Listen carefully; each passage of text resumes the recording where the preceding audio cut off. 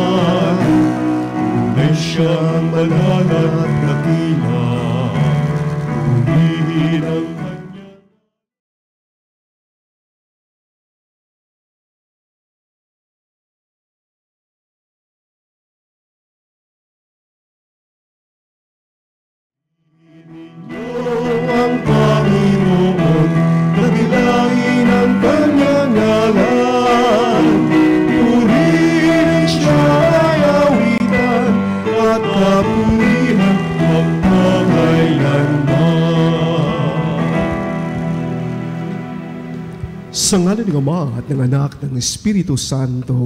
Amen. Ang pagpapala natin pa Jesucristo, ang pag-ibig ng Diyos Ama, at ang pagkipag-isa ng Espiritu Santo naway sumainyong lahat. At sumayo rin. Mga kapatid, sa araw na ito, pinagdiriwang natin ang mga unang martir na banal sa sambayanan ng Diyos sa Roma.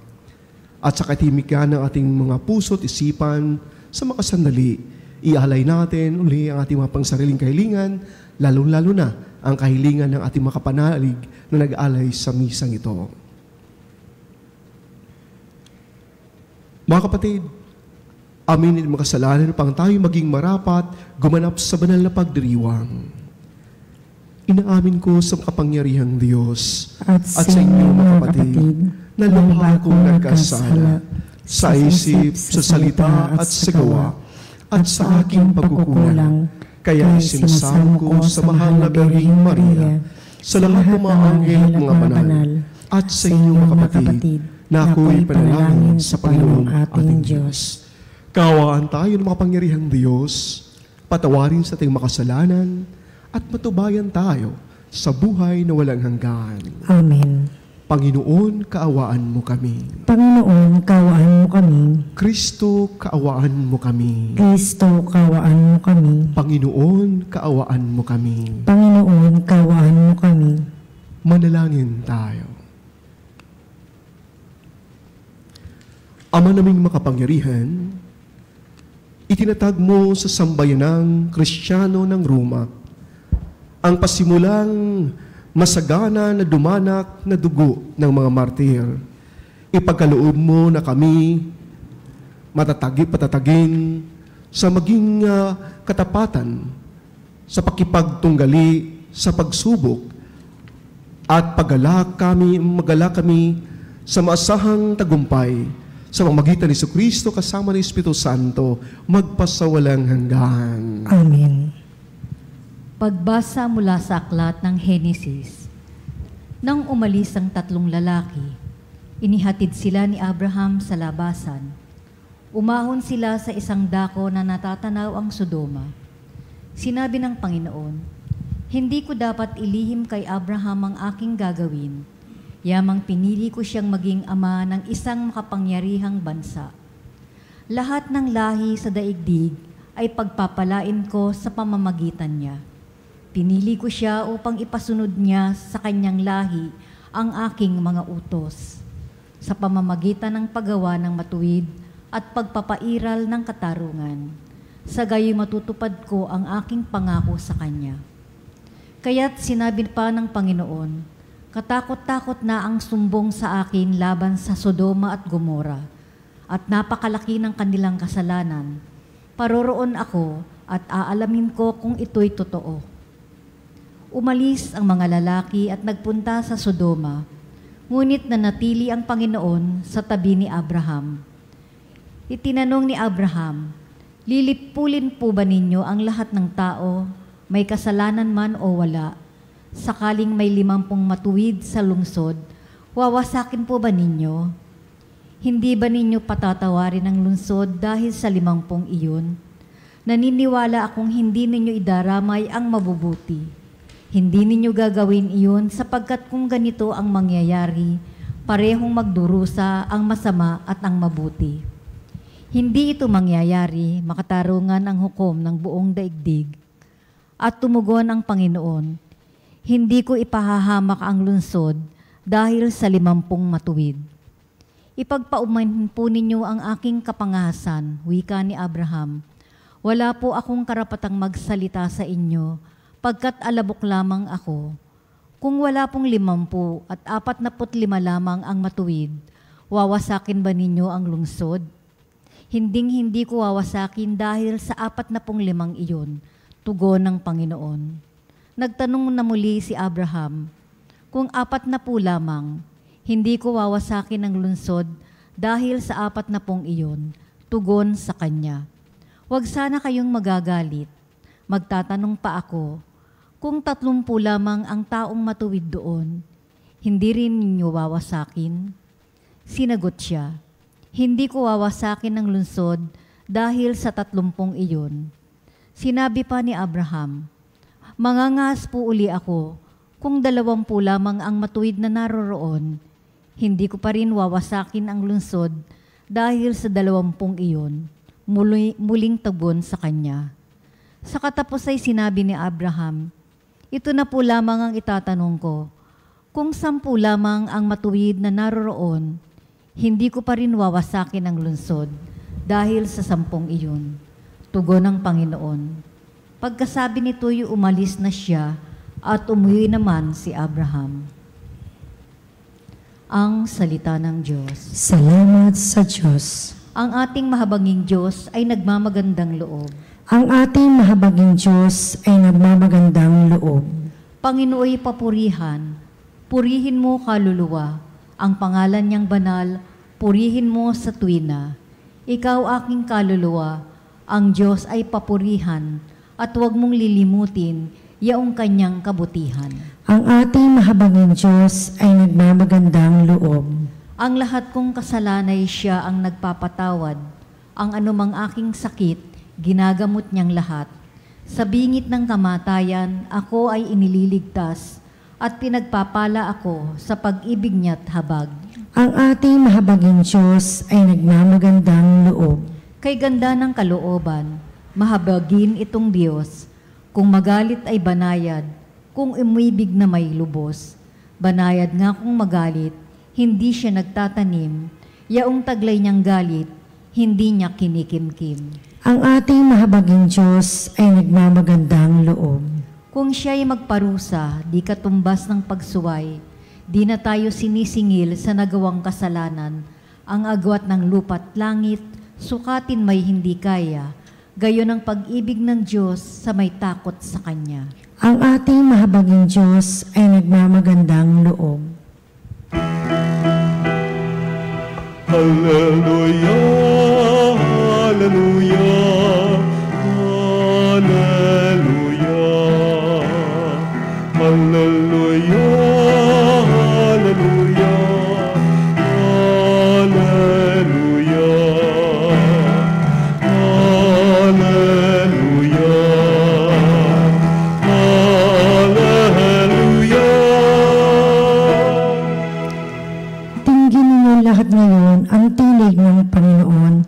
sa loob ng mahinaon.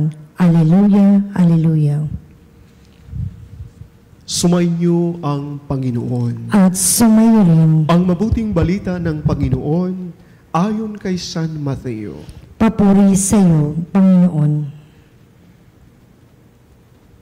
Noong panahong iyon, nang makita ni Jesus ang napakakapal na tao sa kanyang paligid, inuutos niya sa mga kasama na maghandang tumawid sa ibayo. Nilapitan siya ng isang eskriba at sinabi sa kanya, "Guro, sumunod po ako sa inyo saan man kayo pumaroon." Sumagot si Jesus, "May mga lungga ang mga asong gubat at may mga pugad ang mga ibon. Ngunit ang anak ng tao ay wala man lamang matulugan o pagpahingahan." Isa naman sa mga alagad ang nagsabi sa kanya, "Panginoon, maaari po bang umuwi muna ako upang ipalibing ang aking ama?" Ngunit sinabi sa kanya ni Jesus, "Sumunod ka sa akin. Ipaubaya mo sa mga patay ang paglilibing ng kanilang mga patay." Mga kapatid, ang mabuting balita ng Panginoon. Pinupuri ka namin, Panginoong Hesukristo. Magandang gabi po sa atin mga kapanalig, and really, sa ating Ebanghelyo ngayon, pinapakita, lalong-lalo na sa unang pagbasa natin, ang kapangyarihan ng ating Panginoong Diyos. At masasabi natin palagi that always God is good, and ang sagot naman natin ay all the time, God is good. May isang awitin na talagang hinahangaan ko ito at nagbigay sa akin ng mas papapalalim sa aking pagnanilay-nilay sa ating pagbasa. At ang pamagat ng awiting ito ay The Calling. At nakikita ko po sa awiting ito na talagang sa tawag, ang tawag na ito ay sa isang, sa Latin word ay bukari, tawag. At sa tawag na ito, pinapahayag dito sa awitin, na kahit paman nandyan ka sa masaganang buhay, o dumadaan ka sa hirap ng buhay, mga pagsubok sa buhay, tuloy-tuloy pa rin ang iyong pagtugon sa tawag ng Diyos. Hindi lamang nung ikaw ay nandyan sa kasayahan, lalong-lalo na, mas maramdaman mo ang presensya ng Diyos kung nandyan ka sa mga pagsubok sa buhay. At sinasabi ng awiting ito na we up high or down low, I will go wherever you will go. And sa isang koro dito sinasabi, through the darkness of your days, if a great wave shall fall and fall upon us all, then I hope there is someone out there who can bring me back to you. Napakaganda po dahil ito ay napaka-famous din po itong awiting ito, The Calling. At ito ko yung description ko sa pagdating sa pananampalataya. Nang pananampalataya ay isang luksong pananampalataya. Lukso dahil pag minsan, pag tayo lumulukso, sigurado natin na ang mapupuntahan natin ay safe na lugar.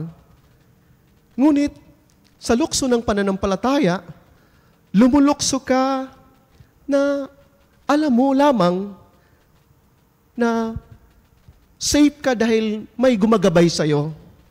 Safe ka dahil may umaalalay sa'yo na hindi ka pababayaan. Hindi mo man alam ang iyong mapupuntahan, ang iyong mababagsakan, ngunit sigurado ka na hindi ka pababayaan. Katulad baga ng ating mahal na ina na si Maria, nung pagsiyas niya, fiat, sa kalooban ng Diyos sa siya maging ina ni Jesus o magdadalang tao ang ating mahal na ina, ang mahal na inang si Maria. Yung pagsiyas niya, yes, nagtatanong man siya, paano mangyayari ito na wala akong kilalang lalaki? Ngunit dahil ito ay pinagkaloob sa kanya ng Diyos, hindi man niya alam kung anong mangyayari bukas sa susunod na mga araw. Dahil alam niya ang kultura na siya ay babatuhin kung siya may magdadalang tao na walang tumatayong ama. Ngunit kay Maria, hindi bali na luksong pananampalataya. Nagsisay yes, yes fiat, dahil alam ni Maria na sigurado siya nandyan siya sa kamay ng Diyos. Hindi siya pababayaan ng Diyos.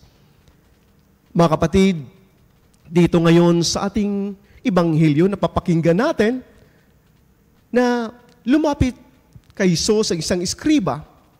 Pag sabihin natin iskriba, ay dalubhasa sa batas. Kilalang kilala sa society. May busi sa society. At lumapit siya. Sabi niya, Guro, susunod po ako sa iyo. Saan man kayo pumaroon? Ano kaya ang kanyang motibo? Ano kaya ang dahilan na gusto siyang sumunod kay Jesus? Ngunit bago yan, mga kapatid, naalala ko po, nung ako ay papasok pa lamang sa seminaryo, at sabi ng aking vocation director, bago ka magpunta dito, bago ka papasok, kailangan ka muna na kukuha ng recommendation sa yung parish priest, sa yung kura paroko. At hindi ako nag-atubili na pumunta doon sa opisina ng kura paroko. At nung nandoon ako sa opisina ng aking kura paroko, sa aking bayan, sabi ng kura paroko sa akin kaagad, magsisisi po kayo. Sabi ko na siya, shock ako sa ganung kasagutan. Na sinasabi ko, Father, manghingi po ako ng recommendation sa iyo dahil papasok po ako sa seminaryo. Magsisisi po kayo. Para sa akin, nung time na yon, nung sinasabi na aking kura paroko, para bang isa discouragement para sa akin. Para bang nagtatanong ako, instead na encourage mo ako, na sige, papatuloy mo yan. Ang ganda-ganda ng ang ganda-ganda ng minimithi mo. Pangarap mo yan. Sige, patuloy mo. Ngunit, iba ang kanyang tugon. Magsisisi ka. At bago ako pumasok sa seminaryo, dahil nagtatrabaho ako for 2 years sa Customs Administration, at inumpisahan ko na mag-resign. Tinasabi ko doon sa aking makasamahan na mag-resign ako. At nung pahakbang pa lamang ako, papunta doon sa aming head namin na ako ay mag-resign, napakahirap. Parang sakit sa akin. Na for how many years nag-aral ka ng Customs Administration, pinaghirapan mo. Ngayon 2 years nagtatrabaho ka na. At ngayon, iiwan mo. Ang sakit-sakit, ang hirap-hirap. At sa akin dong panahon, yung time na yon, nagdadalawang isip ako. At lalong-lalo na, yung nagpaalam ako sa aking mga magulang, na papasok ako sa seminaryo, at umiiyak yung aking tatay. Dahil wala sa kanilang perspektibo, wala sa kanilang isipan, ng kanilang anak na pinapaaral nila ay papasok sa seminaryo, customs na nagtrabaho na. At lalong nabibigatan ako. Ngunit sabi ko sa sarili ko, siguro, yung sinasabi ng aking kura paroko na magsisisi ka, hindi yun isang discouragement, kundi isang inspiration sa akin, pinapahiwatig sa akin na pag ikaw ay sumunod sa Diyos, pag ikaw ay sumunod sa Kanya, harapin mo ang mga hamon sa buhay. Harapin mo ang kahirapan. Harapin mo ang mga pagsubok. At yun nga, sabi ko, hindi ko makakalimutan hanggang ngayon yung sinasabi ng aking kuraparoko at nagbigay ito sa akin ng inspirasyon. Na hindi porke na pumasok ka, nandiyan ka lang kasakasayahan, na may mga pagkakataon na talagang sinusubukan ka sa tadhana. Ang ating ibanghilyo ngayon, mga kapatid, itong iskriba ngayon, na siya pa yung nagpupursigi kay Jesus na lumapit, nagtatanong, Jesus, susunod po ako sa iyo, saan man ka paparoon? Napakaganda. Sumagot si Jesus, may mga lungga ang mga asong gubat, at may mga pugad ang mga ibon, ngunit ang anak ng tao'y wala man lamang matutulugan o mapahingahan. Siguro, kung bigyan ko mang ng tugon, yung encounter na yon ng iskriba at ni Jesus, siguro nanghihina yung iskriba. Ganun pala. Siguro, sa akin din pong pagnilay-nilay, gustong sumunod yung isang iskriba dahil nakikita niya kay Jesus ang kanyang pagpapagaling. Sumisikat si Jesus at gusto niyang sisikat din. Kahit sikat na siya, kahit kilalang kilala na siya, kahit dalubhasang na siya sa batas. At hindi niya alam na ang pagsunod, ang paglingkod, ay nandoon yung papagpasaan ng cross. Nandoon yung pagharap sa mga hamon sa buhay. May mga kapatid tayo sa simbahan, may mga kapatid tayo sa ating lipunan, sa ating bayan na naglilingkod. Yung katapos lamang, bukas mag-umpisa na ang ating mga kapatid sa paglilingkod, diyan sa ating sambayanan, sa gobyerno, at sumusumpa. Sumusumpa na talagang paglingkuran ko ng abot aking makakaya ang aking bansa, ang aking mga kapatid. Ngunit again, ano po ang motivation dito? Ano po ang nag-udyok dito? Dahil malalaman natin o pakinggan natin pag nandyan na nakaupo yung mga sinusumpaan, yung mga sinasabing napakagandang mga salita ay nawawala na.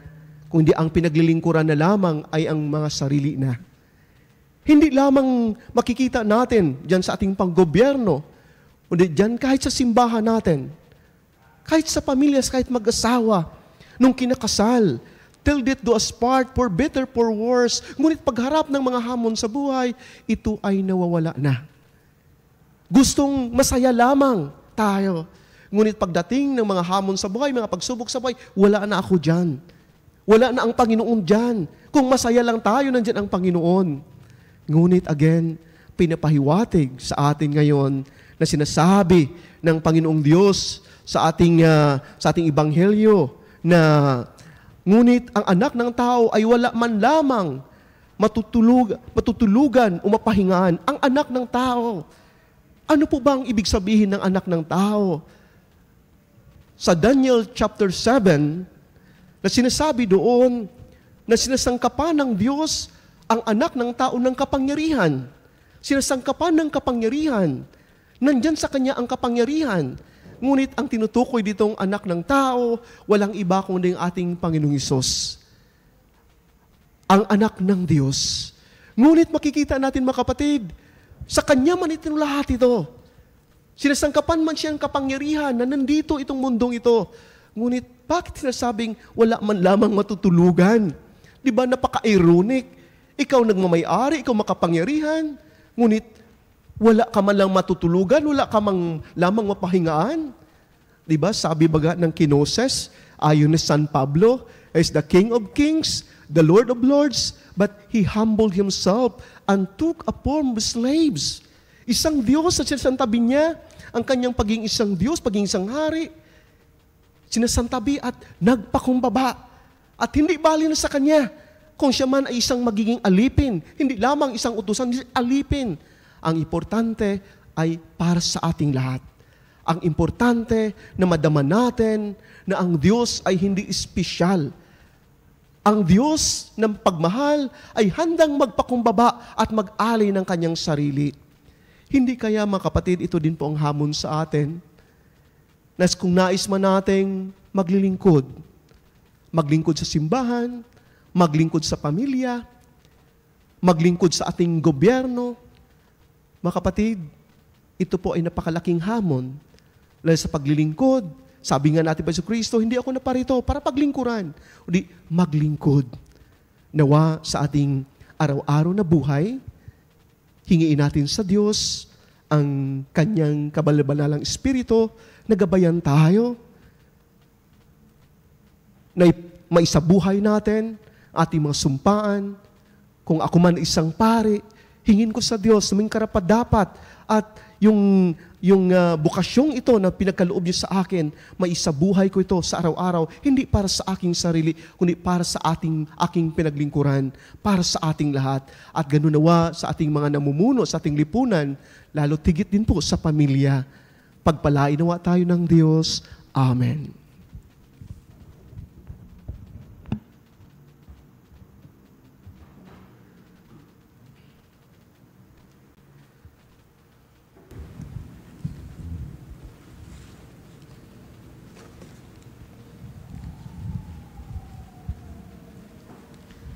Iluhog natin ang ating mga pangailangan sa Diyos Ama, kung saan naroon ang Kanyang anak na nauna sa atin at tumatawag sa atin na sundan Siya. Manalangin tayo ng may pananalig sa biyaya sa pagtanggap at pagtawag na ito. Ang ating pong itutugon, Panginoon, dinggin mo ang aming panalangin. Panginoon, dinggin mo ang aming panalangin. Ang mga pinuno ng simbahan at yaong mga nagpapahayag ng salita ng Diyos, naway maging masigasig sa kanilang pagsunod kay Kristo. Manalangin tayo sa Panginoon. Panginoon, dinggin mo ang aming panalangin. Ang ating komunidad sa araw-araw, naway mapanibago sa pananampalataya sa salita ng Diyos na tumatawag sa atin sa isang mabuting buhay. Manalangin tayo sa Panginoon. Panginoon, dinggin mo ang aming panalangin. Yaong mga nawalan ng pag-asa dahil sa pagkakasala, naway mapagtanto na kasama natin si Kristo, ang ating pinuno, at pinapasa ng ating mga suliranin. Manalangin tayo sa Panginoon. Panginoon, dinggin mo ang aming panalangin. Yaong mga pinahina ng pagkakasakit at karamdaman, naway mapanatag sa kasiyahan ng Diyos, dulot ng kalinga at pagtulong ng kanilang mga kapamilya. Manalangin tayo sa Panginoon. Panginoon, dinggin mo ang aming panalangin. Yaong mga namayapa, naway makasunod kay Kristo at makapasok sa walang katapusang presensya ng Diyos sa langit. Manalangin tayo sa Panginoon. Panginoon, dinggin mo ang aming panalangin. Upang ang mamayani ang kapayapaan sa gitnang silangan sa Ukraine at sa buong mundo, at ipagadya nawa ang sangkatauhan sa karahasan, kasakiman at pag-aabuso ng kapangyarihan na nagdudulot ng paghihirap at kamatayan sa marami. Manalangin tayo sa Panginoon. Panginoon, dinggin mo ang aming panalangin. Sa sandali ng katahimikan, ialay din po natin ang pangsaliting kahilingan at kahilingan ng ating mga kapatid na nag-alay sa misang itong ating mga kapanalig. Diyos Ama, sa aming pagnanais sa sumunod sa yapak ng iyong anak, gawin mo kaming isa sa isip at puso sa pamamagitan ni Kristong aming Panginoon. Amen. Ang himig mo, ang awit ko, lahat ng ito'y nagmula sa iyo.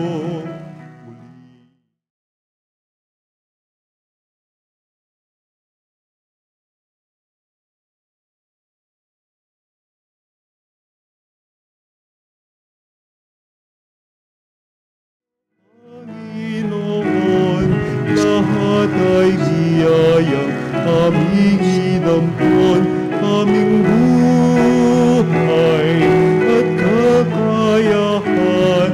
Ito'y para lamang sa iyong kalwalhati.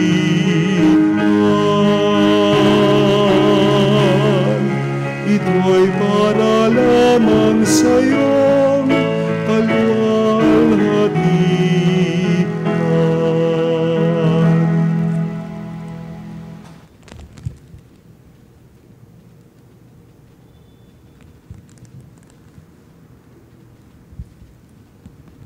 Manalangin kayo, mga kapatid, bang itong atong sakripisyo ay maging kalugod-lugod sa Diyos, Amang makapangyarihan.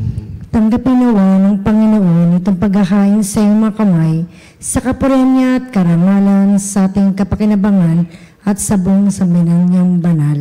Ama naming lumikha, tanggapin mo ang mga alay na aming inahain.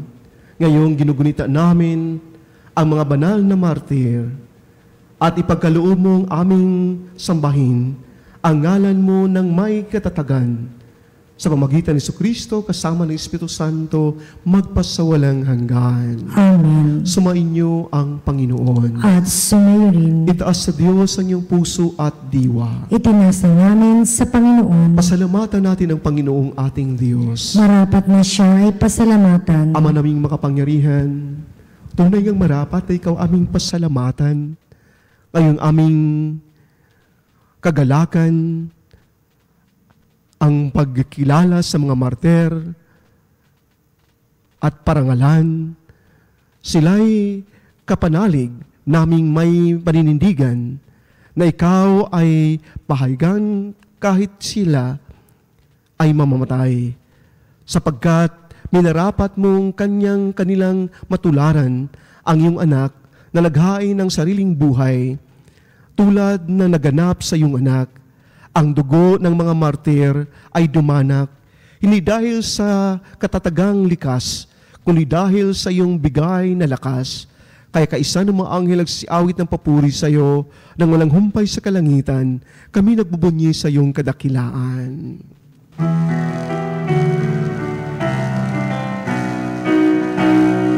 Santo, Santo, Santo, Panginoong Diyos na pangahawak ko, napupuno ang langit.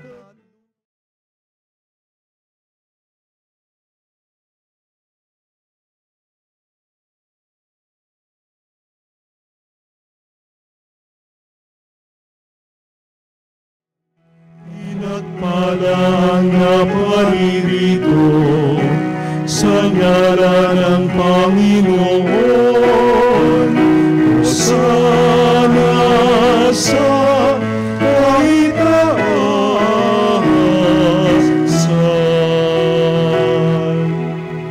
Ama naming banal, ikaw ang bukal ng tanang kabanalan, kat sa pamagitan ng Espiritu, gawin mong banal ang makaloob na ito, upang para sa aming kapapanuto ay maging katawan at dugo ng aming Panginoong Hesukristo.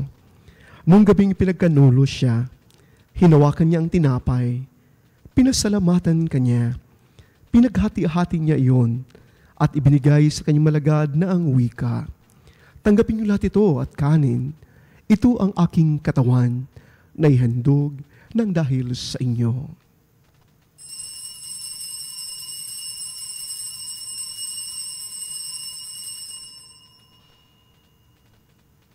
Gayon din naman matapos ang hapunan, hinawakan niya ang kalis. Muli kanyang pinasalamatan, inabot niya ang kalis sa kanyang malagad na ang wika. Tanggapin niyo lahat ito at inumin. Ito ang kalis ng aking dugo, ng bago tulang hanggang tipan. Ang aking dugo ibubuhos para sa inyo at para sa lahat, sa pagpapatawad ng makasalanan. Gawin niyo ito sa pag-alaala sa akin.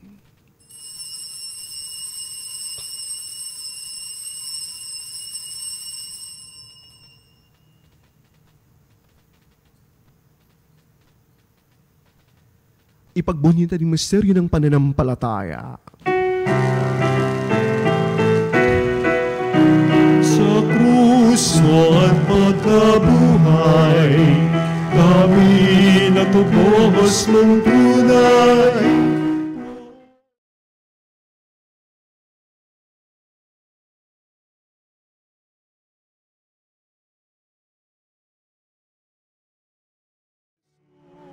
Naming mahal, ngayon at magpakailanman. Ama, ginawa namin ngayon ang pag-alaala sa pagkamatay at muling pagkabuhay ng iyong anak. Kaya tinaalay namin sa iyo ang tinapay nagdudulot ng buhay at ang kalis kaloob ng kaligtasan. Kami nagpapasalamat dahil kami yung minarapat na tumayo sa harapan mo para maglingkod sa iyo. Isinasamo namin kami magkasalo-salo sa katawan ng dugo ni Kristo ay mabuklod sa pakiisa sa pamagitan ng Espiritu Santo. Ama, lingapin mo yung simbahang laganap sa buong daigdig. Puspusin mo kami sa pag-ibig. Kaisa ni Leon na aming Papa at ni Elias na aming Obispo at ng Tanang Kaparian. Alalahanin mo ng kapatid naming nahimlay nang may pag-asa silang muling mabubuhay. Ganun lang ang mga pumanaw. Kaawaan mo sila at patuloyin sa kaliwanagan. Kaawaan mong dapating kaming lahat na makasalo sa iyong buhay na walang wakas. Kaisa ng mahal na Berhing Maria na ina ng Diyos, ni San Jose ang banal niyang esposo, kaisa ng apostol, mga martir, at lahat mga banal na namumuhay dito sa daigdig na kalugod-lugod sa iyo, maipagdiwang nawa namin ang pagpupuri sa karangal mo sa pamamagitan ng iyong anak na aming Panginoong Hesukristo. Sa pamamagitan ni Kristo, kasama niya at sa Kanya, ang lahat na parangal at papuri ay sa iyo, Diyos Amang makapangyarihan, kasama ng Espiritu Santo, magpasawalang hanggan. Amen, Amen, Amen.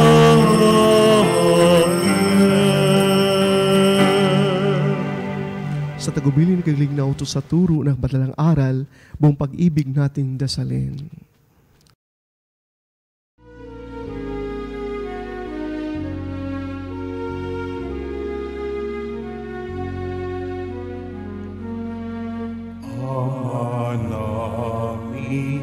Sumasalangit ka, sambahin ang ngalan mo.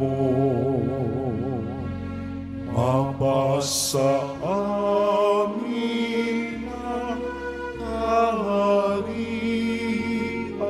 mo, sundin ang loob mo.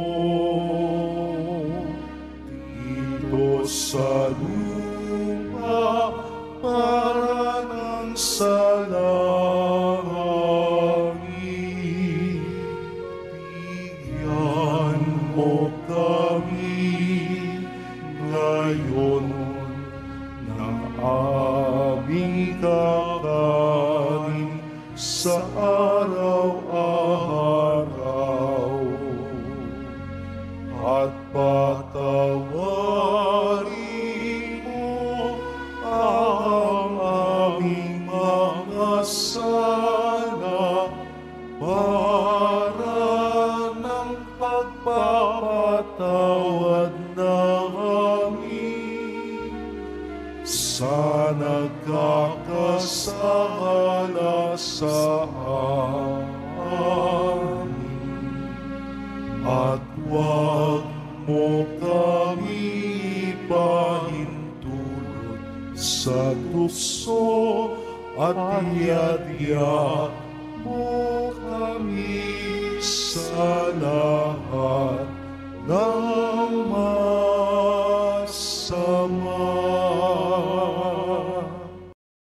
Hiniling namin na kami dyan sa lahat ng masama, pagkalooban ng kapayapaan araw-araw, iligtas sa kasalanan at ilayo sa lahat na kapahamakan, samantalang aming pinanabikan ang dakilang araw ng pagpapahayag ng tagapagligtas naming si Jesucristo. Sapagkat iyo ang kaharian at kapangyarihan at kapurihan, magpakailanman. Amen. Panginoong Jesucristo, sinabi mo sa iyong apostol, kapayapaan ang iniiwan ko sa inyo, ang aking kapayapaan ang ibibigay ko sa inyo. Tunghayan mo ang aming pananampalataya at huwag ang aming pagkakasala. Pagkalooban mo kami ng kapayapaan at pagkisa ayon sa iyong kalooban, kasama ng Espiritu Santo, magpasawalang hanggan. Amen. Ang kapayapaan ng Panginoon ay laging sumainyo. At sumayo rin. Magbigayan kayo ng kapayapaan sa isa't isa. Kapayapaan po sa lahat po.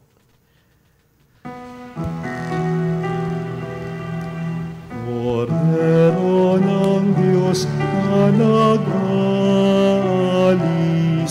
ng mga kasalanan ng sanlibutan.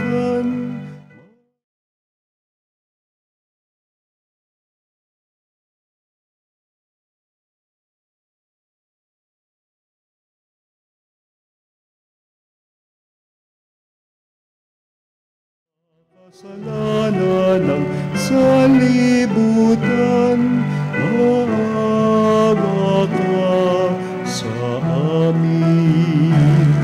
Kordero ng Diyos na nag-alis ng mga kasalanan ng sanlibutan.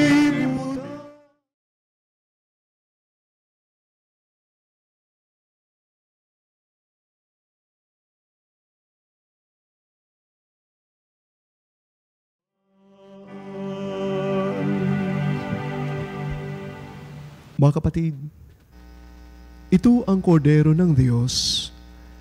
Ito nagalis sa makasalanan ng sanlibutan. Mapalad ang tinatawag sa piging ng kordero. Panginoon, hindi ako karapat-dapat na magpatuloy sa iyo, ngunit sa isang salita mo lamang ay gagaling na ako.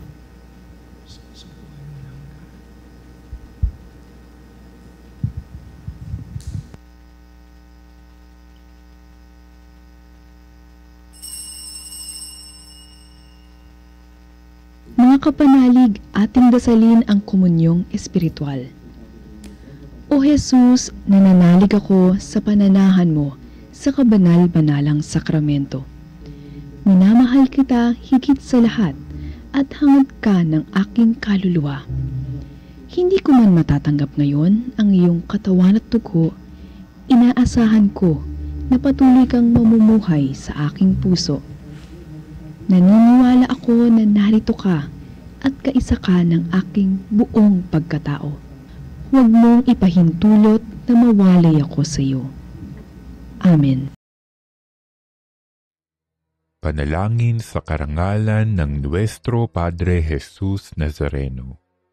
O Jesus Nazareno, katamis-tamisan naming manunubos, sa harap mo ngayon naririto kami't nangangayupapa at nagsisisi ng taos-puso sa aming pagiging walang turing sa iyo at paglimot sa di mabilang na mga biyaya mo, lalong-lalo na yaong mahalagang biyaya ng pagtutubos. Dinaramdam namin at pinagsisisihang labis, Panginoon ko, ang pagkakasala namin sa iyo. Ikinalulungkot namin ang pagiging dahilan ng pagpapasan mo ng krus na iyan sa gitna ng mga hirap at kapaitan, hanggang sa inihandog mo ang iyong buhay sa bundok ng Kalbaryo, sa pagkaibig mo lamang na matubos kami at ang sangkatauhan mula sa sala. Pakabanalin mo, O Panginoon, ang aming pagnanais at ipagtanggap mo sa amin ang iyong biyaya. Maging tagapamagitan nawa ang iyong ina, ang kalinis-linisang Birheng Maria.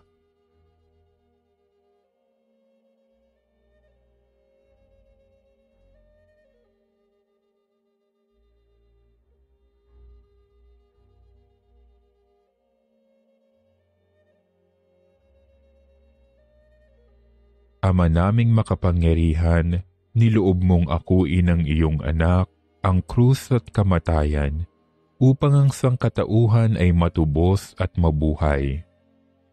Ang pag-ako namin sa krus at kamatayan dito sa lupa, ayon sa diwa ng pagsunod sa iyong loob, na ginanap ng iyong anak, ay magpagindapat nawa naming kamtin ang lubos na katubusan at pagkabuhay sa iyong piling, sa pamamagitan ni Hesukristo, kasama ng Espiritu Santo, magpasawalang hanggan. Amen. Nuestro Padre Jesus Nazareno, Panginoon namin at Diyos, kaawaan mo kami. Manalangin tayo. Ama naming mapagmahal, pinagdiningning mo ang misteryo ng krus sa mga martir mong banal. Ipagkaloob mo kaming pinatatatag ng banal na pakikinabang ay makapanatiling matapat kay Kristo sa pagmalasakit sa tanan, sa pamagitan niya kasama ni Espiritu Santo magpasawalang hanggan. Amen. Isang patalastas po para sa ating lahat. Amin kayong iniyahan na magiging isang Veritas Eucharistic Advocate para sa Christ-centered liturgical celebration. Sa pagdiriwang na ito, sama-sama tayong magpuri at magpapasalamat sa Diyos. Maaari po kayong dumalo sa ating healing mass dito sa Veritas Chapel 162 West Avenue, Corner EDSA.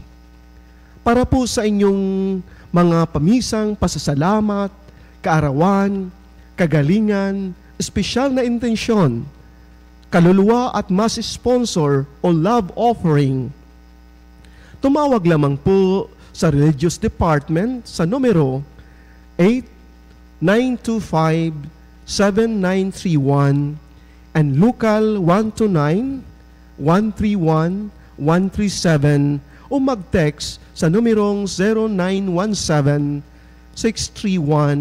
0917-631-4589 at hanapin lamang si Miss Rene Jose at si Miss Ali Naji. Maraming salamat po at maraming salamat po sa ating makapanalig na walang sawang lingkod sa ating Veritas Healing Mass, lalo na sa misang ito. Maraming salamat po sa kanila.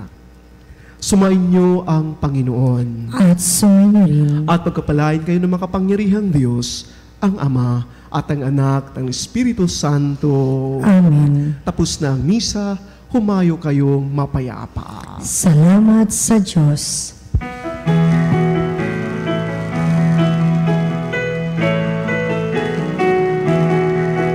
Magsingawit kayo sa Panginoon. Hallelujah! Magsingawit sa Panginoon.